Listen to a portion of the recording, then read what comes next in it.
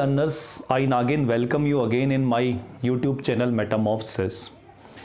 और मैं इस YouTube चैनल को करीब 7-8 महीने बाद फिर से रिवाइव कर रहा हूँ। और ये रिवाइव इसलिए कर रहा हूँ क्योंकि मेरे पास बहुत सारे बच्चों के और बहुत सारे लेक्चर्स और LT में जो बच्चे तैयारी कर रहे हैं उनका फ़ोन आया था कि सर आप जो है एक अच्छा जो YouTube चैनल चलाने की ओर अग्रसर थे, आपने बंद कर दिया। किन्हीं कारणों की वजह से मुझे बंद करना पड़ा था।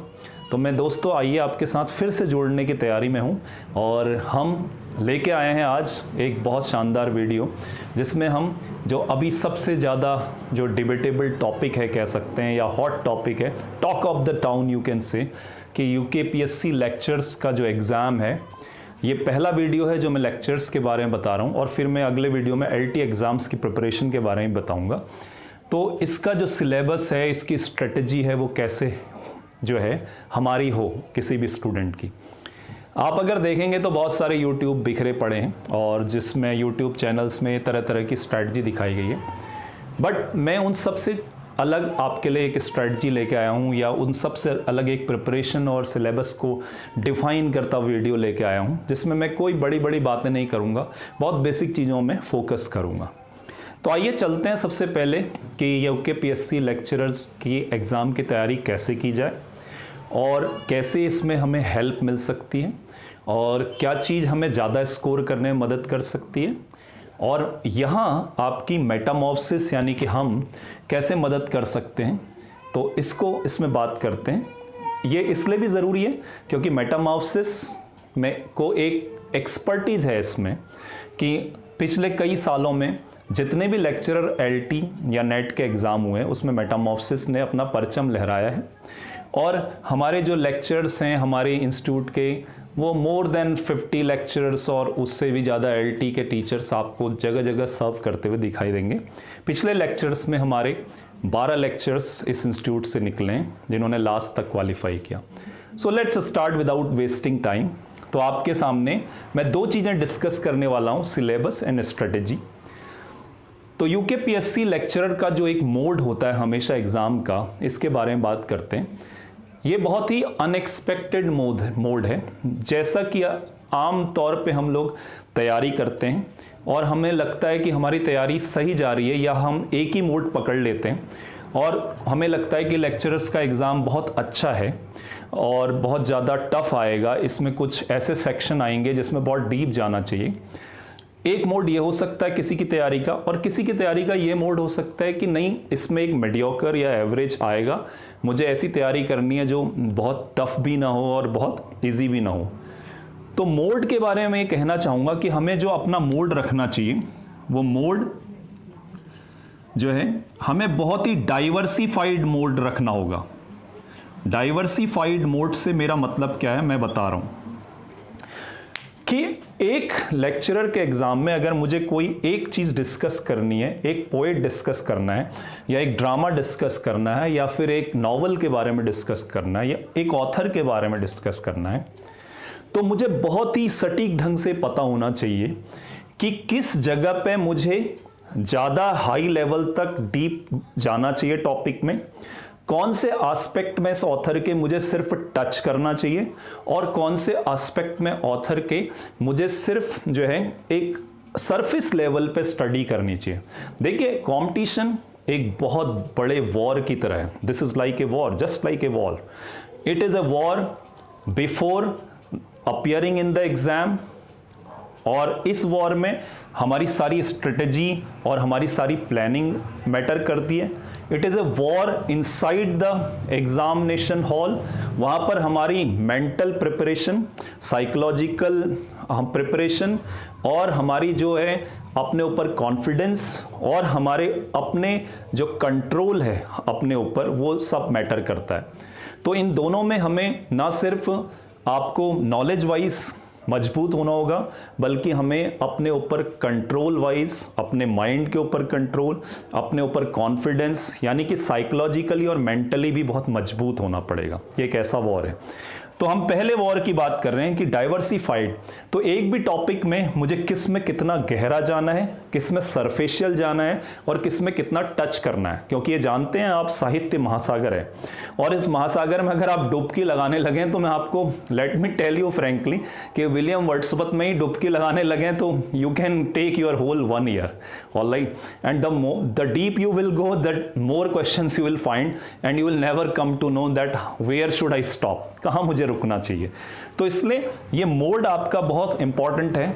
तो मोड अगर डाइवर्सिफाइड होगा तो मैं यूके पीएससी लेक्चर के सारे मोड को अपने हाथ से कंट्रोल कर पाऊंगा, यानी कि अगर वो टफ देते हैं तो मैं उसमें भी एक अच्छा स्कोर कर पाऊंगा, अगर वो एक मेडियोकर लेवल का देते हैं तो भी स्कोर कर पाऊंगा, और एक अगर मुझे लगता है कि ज़्यादा लोअर एवरेज क्वेश्चन ज़्यादा आ गए और टफ कम आए तो भी मैं बैलेंस कर पाऊंगा। But here the rate of success is good and greater. ठीक है, तो ये रही मोड की बात जो मैं आपको समझाना चाहता था। अब बात करते हैं सिलेबस की। सिलेबस में आपको सारे टॉपिक ऊपर से लेके नीचे दिखते हैं। पोइट्री दिखता है, ड्रामा दिखता है, प्रोज दिखता है, जैसा कि आप यहाँ पर देख रहे हैं जो है मेरे राइट साइड आपको सिलेबस दिख रहा है। तो वो जो आपको दिख रहा है उसके अलावा फिर एक यूनिट आपको दिख रही है कि नीचे कॉम्प्रिहेंशन की यूनिट है, उसके नीचे एक यूनिट दिख रही है कि आपको ग्रामर की यूनिट है, और ग्रामर यूनिट में आपको लास्ट में लेटर राइटिंग और उसके कंटेंट के बारे में मिल रही है। तो सबसे पहले जब हम सिलेबस को गौर से देखते हैं तो ये सिलेबस, क्योंकि हम लोग नेट को भी पढ़ाते हैं, एलटी को भी, लेक्चरर को भी, तो आपको लगेगा कि सिलेबस बहुत ज़्यादा नहीं है क्योंकि इसमें कुछ गिने चुने ऑथर हैं। क्योंकि फिर से मैं बात करूं लिटरेचर के संसार की तो पोस्ट चौसेरियन एज से लेके या फिर एंग्लो सेक्शन एज से लेके लास्ट तक इतने सारे राइटर हैं और इतनी सारी आपके पास चीज़ें हैं कि आप अगर ये देखेंगे कि इसमें मैंने प्रिपरेशन करनी है तो इतने सारे राइटर उसमें हो जाते हैं। तो अब मैं आपको ये बताने जा रहा हूं कि सिलेबस को डील कैसा करना चाहिए। सिलेबस को डील करने के लिए आपको सबसे पहले ये देखना है कि अगर मैं विलियम वर्ड्सवर्थ ले रहा हूं या जॉन कीट्स ले रहा हूं और या फिर मैं कह दो कि आपका चार्ल्स लैम ले रहा हूं या विलियम हेजलिट ले रहा हूं, इन चारों में दोनों अलग अलग यूनिट में दिख रहे हैं। एक पोएट्री की यूनिट में दिख रहा है, एक ऐसे की यूनिट में दिख रहा है, लेकिन दोनों यूनिट में कॉमन थ्रेड है। इसमें क्या कॉमन थ्रेड है इन चारों राइटर्स में? कॉमन थ्रेड यानी एक ऐसा धागा है जो दोनों को जोड़ता है, वो कॉमन थ्रेड है फ्रेंड्स। वो कॉमन थ्रेड बहुत इंपॉर्टेंट है और वो ये है कि ये चारों राइटर एक ही एज से बिलोंग करते हैं, that is romantic as. Now if you think that कि 4 राइटर हैं, इन चारों के बारे में पढ़ लूं, सो फ्रेंड ये एक आधी अधूरी तैयारी होगी। मुझे इन चारों के अलावा रोमांटिक एज के बैकग्राउंड में पूरा घुसना होगा। What was the social background, how French revolution affected romantic age, and what was the role of precursor of romanticism, यानी कि रोमांटिक एज से पहले कुछ लोग जो एज ऑफ सेंसिबिलिटी के लगभग लास्ट में जो रोमांटिक एज की ओर बढ़ते नजर आते हैं, जैसे विलियम ब्लेक, ठीक है, और जेम्स थॉमसन। तो इस तरीके के लोग, इनके बारे में क्या इसमें थ्रेड है जो रोमांटिक एज से जोड़ता है। और रोमांटिक एज ऑफ कोर्स अपने पहली एज ऑगस्टन एज या एज ऑफ ऑगस्टन एज जो पूरी ड्राई एज है उसके लिए कैसे रिएक्ट करती है, जिसकी वजह से एक नई एज शुरू होती है। तो विलियम वर्ड्सवर्थ की थ्योरी ऑफ पोएट्री क्या थी या फिलॉसफी ऑफ पोएट्री क्या थी, और preface to the lyrical ballads कैसे अफेक्ट करता है, जाने कितने सारे थ्रेड जुड़ते हैं जो एज से जुड़ते हैं। और कई बार हमें लगेगा कि हमें एज भी पढ़ ली, नो, कुछ ऐसे भी क्वेश्चन हो सकते हैं जो इस एज के किसी वर्क को किसी और एज में जोड़ते हैं। तो उस एज के उस वर्क के बारे में भी हमें जानना होगा कि ये वर्क किस एज में था। तो आप देख रहे हैं कि ये एक पूरा जंजाल है जो एक दूसरे से बहुत कनेक्टेड है और ये इंटीग्रेटेड अप्रोच है। इसलिए जितना आसान ये दिखता है एक जो है पार्टिसिपेंट जो या फिर एक जो एग्जाम में उतरने वाला स्टूडेंट है, जितना उसे लगता है एस्पिरेंट्स को कि ये इतना आसान है, एक राइटर पढ़ लेंगे, उतना आसान नहीं है। तो हमें इसमें गहराई में उतरना होगा और हमें इसमें जानना होगा। लेकिन इसकी गहराई में उतरते वक्त एक चीज़ और ध्यान रखनी होगी कि हम डीकंस्ट्रक्शन वाले मोड में न चले जाएं। डिकंस्ट्रक्शन वाले मोड में अक्सर हर स्टूडेंट चला जाता है, वो जाते जाता है और वो अंदर घुसते जाता है और उसे लगता भी और बचा है और बचा है, और यही हाल होता है कि वो एंड में इतना कुछ लेके खड़ा होता है लेकिन उसको ग्रिप या असली चीज़ों का पता बहुत कम होता है। So at the end he thinks that I have a lot many things, he is a confused kind of person, या फिर वो कहीं पर कुछ ना कुछ उसको ये पता नहीं लग पाता कि मुझे कहाँ ज़्यादा पढ़ना चाहिए कहाँ कम, इतना मैटर हो जाता है। तो सिलेबस के बारे में हमें देखना होगा कि हम उसको कैसे लें। दूसरा, ग्रामर एक इतना इम्पॉर्टेंट पॉइंट है कि ज़्यादातर लोग अभी लिटरेचर में फोकस करेंगे, लेकिन grammar is a very important topic, और ग्रामर पढ़ाने के लिए एक बहुत डेक्स्ट्रस टीचर होना चाहिए। जितने लोग ये गाइडों से पढ़ा रहे हैं और फिर कुछ चीज़ें आपको ले लेके सिखा रहे हैं, they don't know the ABC of grammar.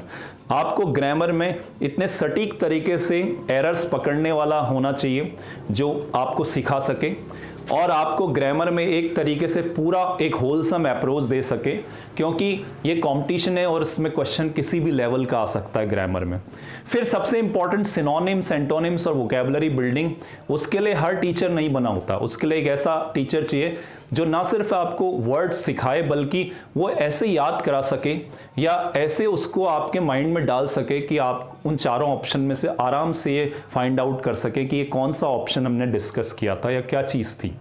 And Metamorphosis को इसमें बहुत ज़्यादा दक्षता हासिल है। हमारे पिछले ग्रामर में PO, SSC या बैंक क्लैरिकल या बैंक या फिर किसी भी कंपटीशन में देखिए, सबसे ज़्यादा रिजल्ट होते हैं जो कहीं से भी जो है दूसरी इंस्टीट्यूट से जहाँ की पूरा पैकेज है वहाँ दे के भी लोग ग्रामर सीखने आते हैं। And you can enquire about that. Metamorphosis is dead sure about their grammar skills and literature skills, आप ज़रूर पता कर सकते हैं।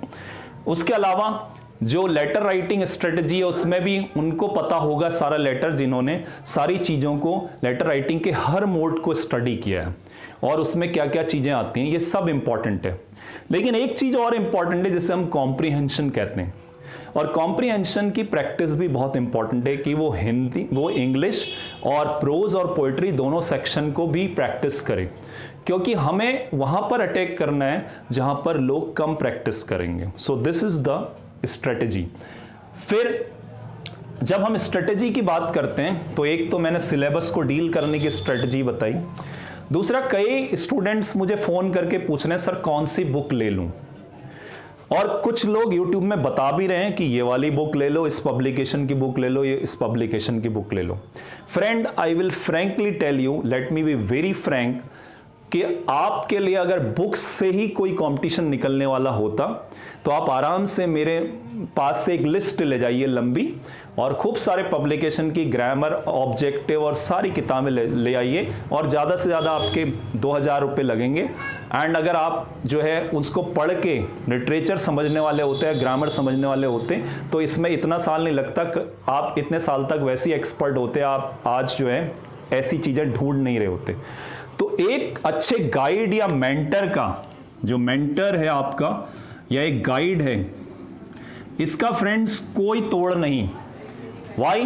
बिकॉज अगर एक अच्छी ऑब्जेक्टिव किताब लाएंगे तो आपको 100 क्वेश्चन में से 50 या 60 क्वेश्चन ऐसे देगा जिसका कोई रोल नहीं है, और एक गाइड है वो उठा के सीधे वही क्वेश्चन या उसी टर्निंग पॉइंट पे आपको लेके आएगा, जो डेक्स्ट्रस गाइड है, कि जहां से आपके क्वेश्चन का पूरा स्कोप बनता है। वो उस मोड़ को जानता है लिटरेचर के अंदर, साहित्य के अंदर, कि जिस मोड़ पे ये खास टॉपिक जिसकी हम बात कर रहे हैं वो तरह तरह के एस्पेक्ट्स लेके निकलता है।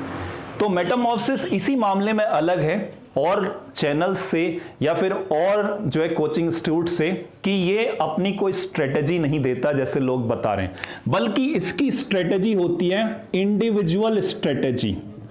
इंडिविजुअल स्ट्रेटजी यानी कि जो जैसा स्टूडेंट्स उसके साथ वैसी स्ट्रेटजी।